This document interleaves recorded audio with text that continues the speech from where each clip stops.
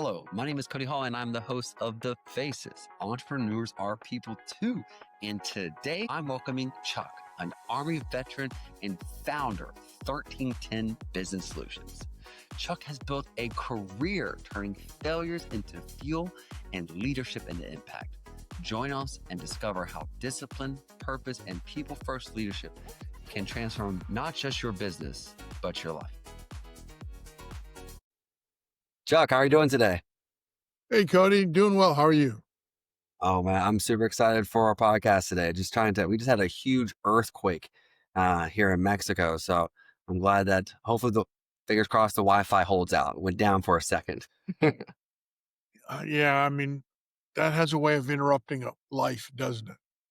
It's a little different. I am hurricanes, tornadoes. I've experienced it. It's something about the earth moving underneath you that just is very unsettling as a human. It's been a few years since I experienced that, but yes, I agree. Well, I mean, recently we had one where it was a hurricane and the earth was shaking at the same time. So as long as that doesn't take place through the course of this podcast, we should be able to make it through, sir. So I appreciate you joining me. And I really want to rabbit hole, as I enjoy doing. But before I do that, I'd like to give you a moment to tell us who's Chuck, kind of like who we chatting with here today. Yeah, uh, my name's Chuck Knabusch. I founded 1310 Business Solutions back in 2019 after a year of being retired. My wife said, find a hobby, find a job. A job paid better. And it actually worked out perfect because my former employer, Lazy Boy, had been there 28 years before I retired. They called and said, hey, would you come back for a project? And I did. COVID hit. They said, we got to let you go. I said, no problem. I understand. I know how it works after being there 28 years. 3 months later, they called again and said, would you open up a couple of plants for us in Mexico? I said, absolutely. They said, we've got the biggest level of back orders that we've ever had in our history. And realistically, our U.S. plants can't handle anymore. And, whether it's getting the personnel from the community or just any more production. So they said, we want to do some stuff down in Mexico. I said, great. So I commuted for 15, 18 months to Mexico during COVID to open up 2 manufacturing plants. Prior to my career with Lazy Boy, I spent 7 years active duty in the U.S. Army and 2 years in the Michigan Army National Guard. Um, Prior to that, I flunked out of college.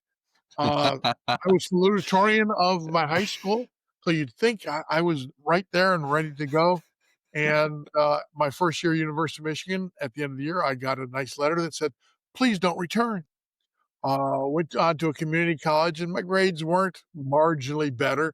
So I decided not to return, which is why I went into the Army. I mean, since then, I've ended up getting a couple of degrees, but realistically, I needed that failure to tell me I needed discipline. No, I actually was going to wrestle in college. I had scholarships to wrestle in college. And I was like, I went to the summer camp for wrestling. I'm like, man, they're just hazing me here. I don't want to get hazed. So I joined the Marine Corps Yeah. because that was a lapse in logic. So I really didn't think that one through. I'm like, I want to be respected. So I went to the Marine Corps. Well, and I'm sure, a lot of people on your podcast, they talk about successes, but, I wanted to also mention, a failure because it's from the failure that you go ahead, build resilience. It's how you get back up. It's how you go ahead and keep going. And I think that's an important part of success because we all look back fondly and can talk about all of our high points, but we Right. don't always want to go ahead and have those conversations about those failures. And real neat guy I know down in Mexico. Um, he was part of what I guess we would call here in the States a Chamber of Commerce. And they have what they call failure nights that they get together, I don't know, once a month or every other week and talk about the failures that they've had and the lessons that they learned from them and how to go ahead and go on. And that kind of always stuck with me. And I thought, what a phenomenal concept. I mean, you learn so much more from failure, right, than you do success. And I tell my team every day, fail quickly, right? So, stop trying to measure 10 times and just, measure twice and execute, measure twice and execute. And Right. so that way I call it the Elon Musk way of rockets, right? Let's blow up some rockets. Like, let's figure out where the fail points are. Because that's the Uh, quickest way to get past theoretical and into reality. And I'm sure you experience that quite frequently. So a lot of time in Mexico, we're all about, because I live in Mexico as well, we're all about getting at it. yeah, I mean, I've in some of the people that I've met and worked with down in Mexico, some of their culture seems to come out that they don't want to be embarrassed. They want to go ahead and Correct. strive for perfection, and I can appreciate that absolutely. But when we were setting up plants, we knew we weren't going to do everything perfect because it's not. Even if we had had a book that detailed everything out, I mean, everything's always a little bit different. Um, and we would make mistakes, but it's like, okay, well, we need to put something back in. And they'd want to go ahead, plan it out for a perfect. It's like, no, we need to go ahead and lock it in and get moving. And we can go ahead, tweak from there.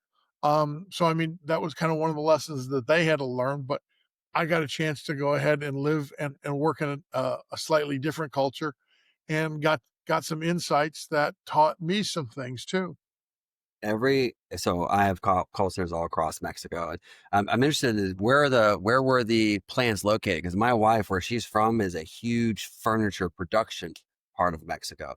So I'm curious what cities and areas the plants were in. Yeah, one was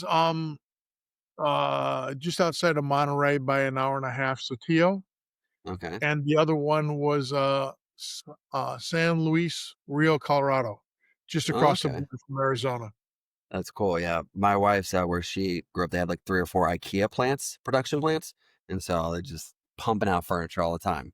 Everyone in her city where she grew up, they're either in the mafia or they make furniture. So, sometimes both. And so You never know. it depends. But it's interesting because when I would go around and set up all my call centers, which now it's been over the course of 20 years, I'm always pushing people to the start line. And they're like, and eventually I get to the point where we get everything on the board. I was like, hey, listen, this is the launch day, right? Doesn't matter what's going on that day. I don't know. I don't care if we have hamster wheels out back powering the whole facility, right? We're going to be live. And so, because you have to otherwise they'll just see it's like, oh, we're not going to be ready. We're not going to be ready. We're not going to be ready. And I'm like, we're going to bolt on the wings as we're taking off. So let's do this. Yeah, I mean, I'm a firm believer in you need to kind of start with an end date in mind, start with a timeline, Correct. because otherwise your plan is just a dream that never happens. So you need to have that date. And come hell or high water, you need to go ahead and hit that date and find a way to make it happen. And it never ceases to surprise me the way people can step up and do Correct. that when they know that that's a firm date, that that date isn't going to get pushed or that this is not a project that, well, we can keep pushing the date out every week, every month for 3, 4, 5, 6 times. Well, it takes a lot to get these, and talk about specifically in regards to commitment to the execution of a mission, right? We're talking about getting the plants up, right? Which, that is a challenge. Me, for many years, and my family, and then my team, we would move around to these places where we were launching these call centers.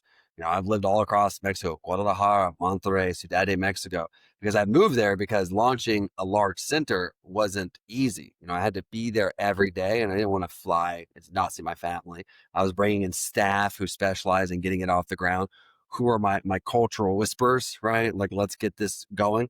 And so it took a lot of effort. And so, kudos to you. Do you speak Spanish as well? And no. No. Oh, wow. How did that No, go? not at all, and I was very fortunate that the team that we worked with, I mean, they were all English speaking, they Yeah, may not have been, um, as proficient as they would like, but they were far more proficient in English than I was in Spanish, and I would constantly remind them of that, "Hey, look, there's a lot of things that I may do right, but one of them is not speaking Spanish. You're doing phenomenal in Spanish, and as long as you're willing to go ahead and try the English, w we'll find a way, we'll make it work." But, the I nice love thing it. too is with translators and stuff like that, that we can carry on our phone that you didn't have 10, 15 years ago. Correct. I mean, I used to always make the joke with some of my staff when we were doing things is like together we're bilingual, their English and my Spanish together we'll understand each other. I love that. Well, it's good, and I tell that to people, we're at Telehub and we staff only bilingual people, but I do enjoy when we're able to, and it just had this happen just last week. We had a gentleman hire a new virtual assistant, and I had no clue this guy spoke fluent Spanish. And for those listening, he didn't just speak Spanish, like he spoke Mexican Spanish, right? It wasn't Spanish that from Spain or from a classroom. And I was like, man, I'm like, where did you learn Spanish? And when were you going to tell me you spoke Spanish? He's like, oh, well, my mom's Mexican. My grandparents are all Mexican. I picked it up. And so I'm like, yeah, you speak really good Spanish. And so people will surprise you left and right. But those tools, being bilingual with a team, sometimes that's as good as we can get. That's all I can hope for Oh, some days. oh, absolutely. So tell me a little bit about 1310, right? What's the name mean and what is it doing now, not besides launching these centers when you did that? Well, I mean, what everybody always looks for a really cool name. And when you work kind of in the operations area and you focus on leadership planning, execution things, you want like performance or you want, something like that. But as I started looking around, a lot of those names were taken sometimes multiple times over. I'd seen a name someplace where it was a number, partly in written word, partly in a numeric. And I kind of like that. So 1310 is actually my address.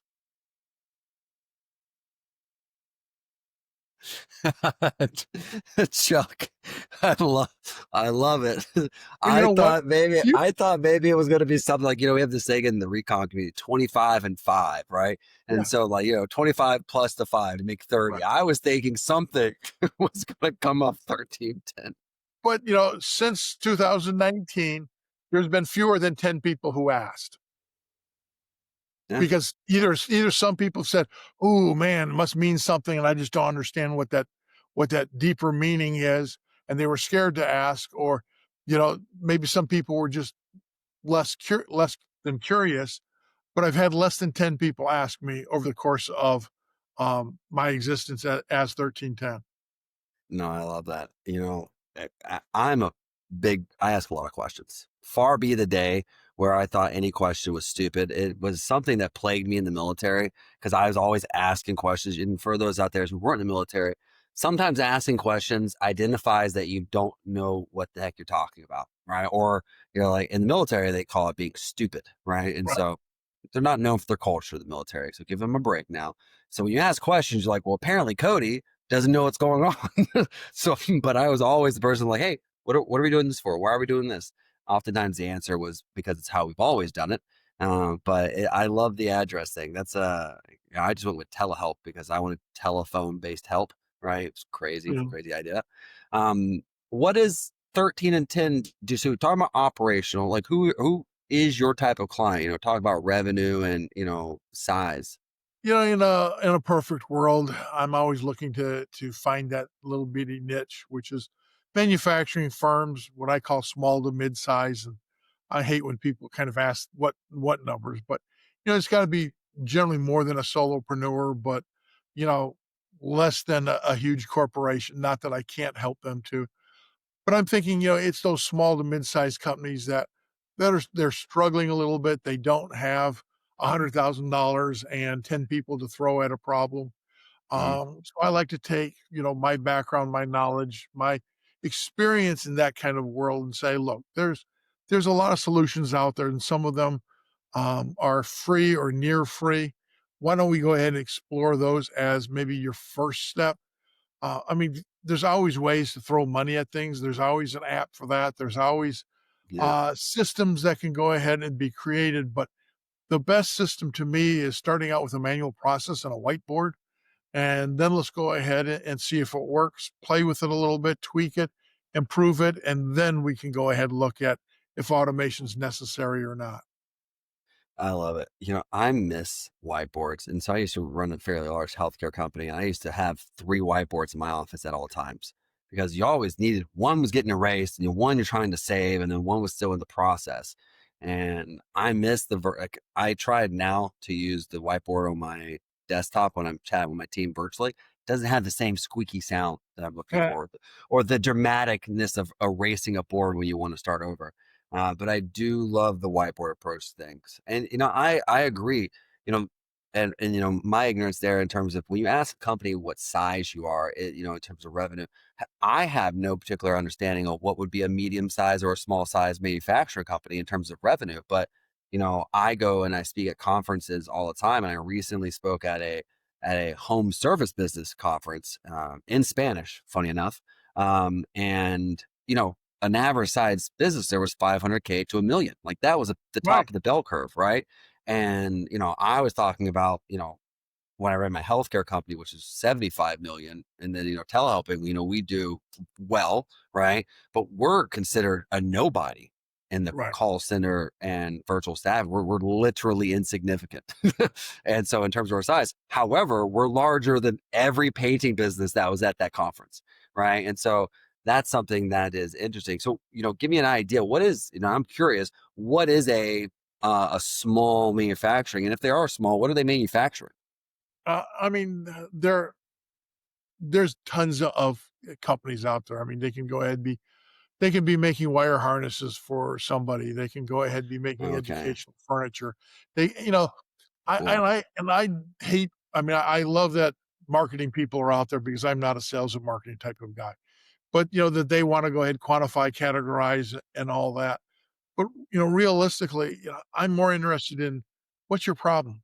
Let's have the conversation about the problem, no matter how big or how small you are, and let's go ahead and help you find a solution to it.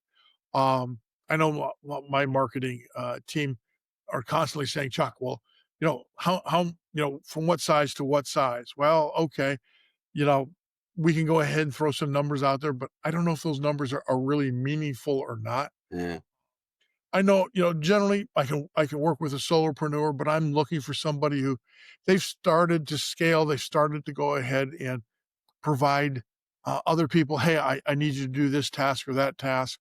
And there's somehow that task is still not getting done, or they're having to make all the decisions from it.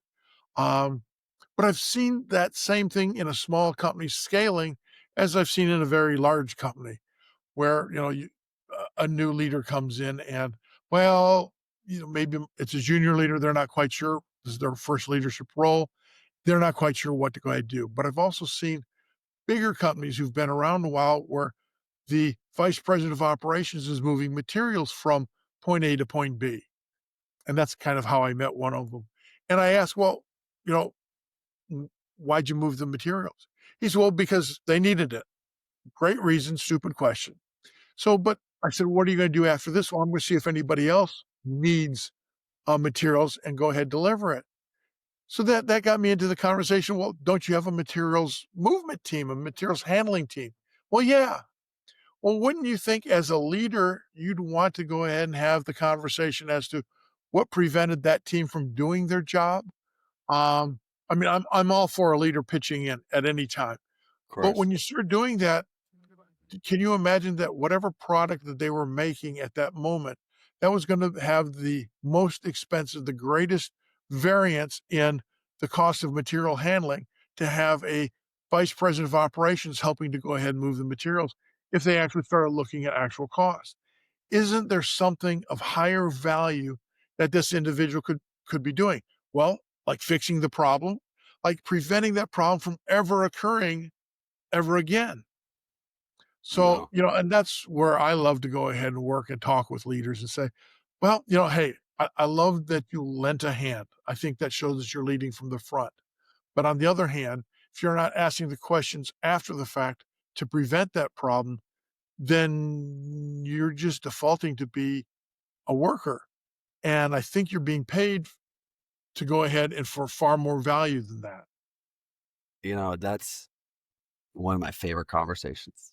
That is as a the and it's a really wise conversation to have as a coach and as a leader who's held multiple roles. I had the conversation at large with my wife from the time we started one of our restaurants to now all of our restaurants that she operates. And there will be times where, insert Cody, I would just show up at the restaurant for lunch one day and I see my wife doing something, and she was there, and she likes to do things. She's a doer, right? Loves Right. doing things, right? And I would say, I like walk over to him, like, hey, I'm like, if you're doing this, who's managing this, Right. right? And I said, never do what a waiter can do, because a waiter can't do what Paulina can do, right? And so Paulina needs to be looking and assessing how things are going, identifying bottlenecks and problems, correcting the process, fixing the system, right? And this making sure all these instruments, you're the conductor, right? You're trying to conduct. Now, sometimes you have to go talk over to the drums. You have a conversation with the drums to figure out what's happening with the Right. drums, Well, right? and But Cody, you're I not see going to the problem become the even drummer. deeper than that. Yeah. Because I see in the case of Paulina that she's not setting the example, or the example that she is setting, that maybe that waiter does want to go ahead and move up into her position at some point in time. You'll open up a new restaurant. He might get the chance to go ahead and be the Paulina of that restaurant. Well, but he's being taught to go ahead and default into waiting duties rather than to Right. default into management Very duties, much into so. leadership duties, into seeing the big picture. Uh, and we need examples of that too, because it's real easy to go ahead and find people who micromanage left, right, up, down. But it's Right. not always as easy to go ahead and find somebody who's willing to go ahead and ask those tough questions, to go ahead and say, let's dig a little deeper. Let's go ahead and define the I mean, our society as a whole loves to go ahead and reward the firefighter, the person who runs in to put out the fire, but they don't go ahead and talk at all about the fire marshal who's out there who prevents the fire from ever happening. No, I 100% agree. And I mean, that is when we look at how we assess issues throughout every organization, one person, 10 people, and through on. Oftentimes, when I find that when people are bringing on virtual assistants as an example, one of the things that they often default to is, I can do it better myself, right? Oh, I can do it better myself. I can do it quicker myself. Like, well, let's talk about why that's the process. Why are they not doing it 80% of what Cody wants, right? And I've written a whole book about it. I'm going to publish it in about 2 months, all around the idea that getting from I can do it better myself to someone doing it good enough, which, perfect is oftentimes the, antagonist of, good enough, right? And so getting people to that process, it's challenging because it is easier sometimes to get in there and do it because you've done it before, you see how it's done, and you know exactly how you want it. However, you can't scale an organization that way. No, absolutely. Well, and sometimes I think it's even more than that. Sometimes I think it's, well, there is something I'm supposed to be doing, and it's not my favorite thing, but it's really something I'm supposed to be doing. And rather than do that, I'm gonna do something that makes me feel good, whether it's moving materials, it's helping the wait staff, whatever. Love it. I love it. And so I'm gonna go ahead and default into that. Now, sometimes I think we need that. We need that comfortable position to let our mind, our subconscious work and come up with the answer that maybe we're searching for. Um, so we do need to kind of step away from our leadership role in some ways. But we have to go ahead and be careful as to why we're doing it, how we do it, and understand why we're doing it at this moment. And as long as we can kind of articulate that to ourselves, then we can start saying, okay, this is why I'm going to go ahead and do it. I want to understand a little bit better. Well, I think I have a problem because never in my life have I wanted to do anything. And I think that's what they used to call lazy in the military. Don't quote me here, but I'm a serial delegator. Like, I just want, like, if I'm doing something, I always ask myself, can someone reasonably do this 80% of what I want? And Right. if the answer is yes, yeah. And then I ask myself, if I hand it off to someone right away with some instruction, they're gonna mess up a few times, how upset's it gonna make me? If it's not that upset, I give it off to someone immediately. I let them mess it up, and then I coach them to where I want them to be. And that way, I mean, that's how I'm surfing every day at 4 p.m. because I know that my team is going to work to 8 o'clock getting everything done. And Right. so it's painful, and I'm sure you see people like clutching onto the clipboard sometimes. Um and that comes from my experience. I think I've just made enough mistakes where it's cost me a lot of money that it's really hard to repeat those type of painful mistakes. So everything just seems smaller compared to that now. Absolutely. And so I just give it away. I'm like, it's okay. Like we'll fix it. They'll break it. We'll fix it. Right. It won't cost us too much money. It won't cost us too much time. And because I have an end goal in mind, I'm sure that's a challenging spot to get to. But for those people like you that are out there who want to go ahead and delegate it, if you put another half step in there before just handing it off and saying, "Hey, go do it," they'll make some mistakes, but I mean the cost of failure will be relatively small. We can fix it. Set up the expectations, set up the process, set up the boundaries that they need, and coach them through it even before they do it the first time, so their Most mistakes definitely. are less.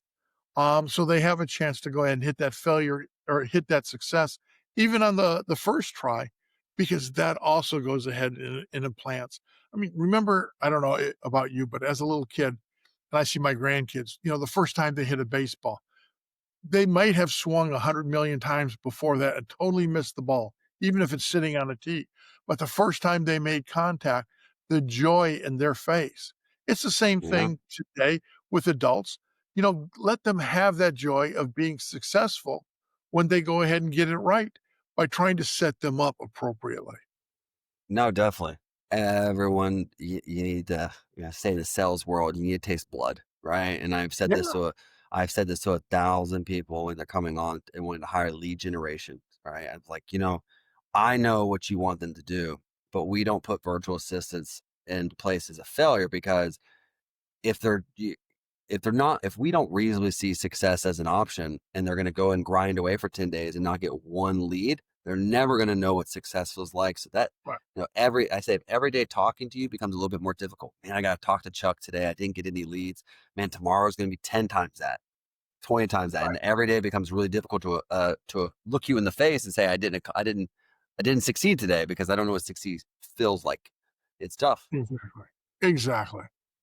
Well, so Chuck, you have grandkids. So switching gears real quick, so you have grandkids. There's outside of 13 and 10, you got a whole family. Yeah, I have 5 kids, 9 grandkids, 2 great grandkids. They're primarily in 2 geographic areas of the country, here around us in, just outside of Beaumont, Texas, and the everybody else is kind of up around the Monroe, Michigan, south of Detroit type of area. So we go back and forth quite a bit, watch sporting events, with both sets of grandkids, and really have a lot of fun, you know, getting to see them grow up too. That's incredible. I want to say you don't look like you have great grandkids. You don't look old enough to have great grandkids. But so kudos to you, having the careers you had. So we talked military, lazy boy, and then now you run your own company, and then you have all this family. you know, as we're kind of going towards the back end of our conversation, I'd like to understand kind of how you've made it all work, right? You've done a lot. And having great grandkids, like 5 children, and then grandkids, and then 2 great grandkids, and then what seems to be a really healthy career. Like you don't look crazy, but it sounds like you should be. Well, a lot of people like to talk about work-life balance. I'm like, trying to balance anything, you're gonna go ahead and create stress because it's not gonna balance. What I like to go ahead and talk about a little bit is work-life boundaries. Um, you know, there are boundaries. When I was going to college as a non-traditional student, during dinner time, I wasn't doing college stuff. I mean, I would get off work, I'd go to college for an hour or 2, I'd come home, I'd kinda do the home thing and be present at that moment, and then after the kids went to bed is when I'd go ahead and do homework. Might be up to 1 o'clock, 2 o'clock in the morning, but that was the time for homework. We had a I was managing a wood cutting facility at one point in time, and a tornado hit. So you can imagine the amount of work we had to go ahead and do after that to keep the production running, even though we couldn't do it at that facility. Well, at that point in time, there was no work life or there was no balance. There was no, well, I'm going to do 50-50 or 60-40. It was 18 hours a day on work. And the other hours a day was on sleep just to go ahead and recover from work. We did that 6 days a week. Now, I didn't expect that of the people who reported to me, but they were probably putting in 10 to 12 hours a day, easily 5 to 6 days a week. So we have to go ahead, just reset the boundaries and say, at this moment, at this time, because of these reasons, this is what it's going to go ahead and look like. Um, but when you don't have an emergency where you have to focus, I mean, you are a Marine, in the time of war, you're going to be 100% focused on Mm, doing your job. You may have a family, but you're not going to be thinking about them because you can't afford to. On the other hand, at one of the times where you're off on leave, you're going to be thinking about family, and not that you don't love the Marines, not that you're still not a Marine. That's not going to be anywhere in the front part of your brain what you're consciously correct. thinking about. So we need to go ahead and just set boundaries, say, when am I going to do what? Um, and okay, if the boundaries aren't working, how do we adjust them? But it's not about, well, I need to get some sort of artificial balance in there, because at times it may be far more family, like during vacation. Other times it may be far more work during an emergency. And we have to learn to accept and embrace that. It's a pendulum, definitely, Absolutely. and I explain that to my team oftentimes where, someday people always ask, like, they love the idea of asking, what are our work hours? Funny question, actually. And so telehelping's approach is always like, ideally we're working 8 to 5, like ideally, right? Right. Pacific Standard Time. And so, but sometimes it's not. And when it's not, it's because we have something that we obviously need to perform and either fix and or deliver. And and I think that's a great way of putting it. Sometimes, like, you're at war, and every day's Monday, and there is no clock in, there is no clock out. It's when you wake up, you get to it, and when you finally hit a stopping point, not a finish point, a stopping point, Right. you go to sleep and you do it all over again. And so, and I mean, that's Right. I mean, a great in way a of call putting it. center, a call comes in, you decide to pick up the call, and it's 2 minutes to 5. Well, realistically, it's a 20-minute call. Whatever, it takes that amount of time to go ahead and satisfy that customer, or to understand the problem. So, I mean, you just do it.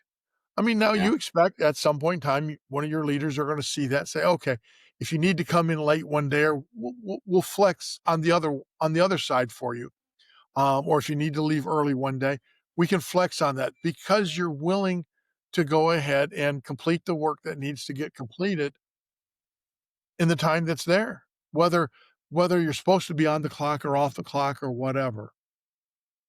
I like that. No, Chuck, I like the idea of work-life boundaries, and that's something that I'll take to. I'm doing an event next year for founders, and I'm definitely going to take that mentality, work-life boundaries, because balance. You're right. If you're chasing balance, you'll never catch it, and so you'll never catch a balance, and so And it's you'll create very, a lot very of challenging. stress.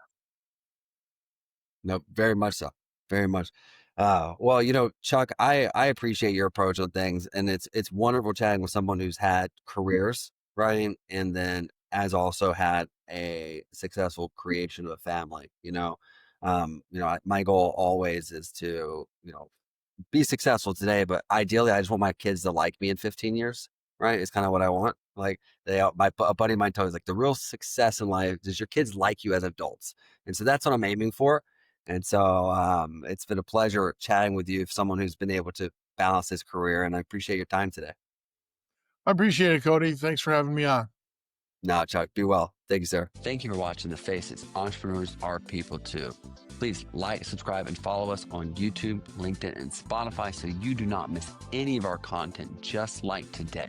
We really appreciate you being one of our viewers, and see you soon.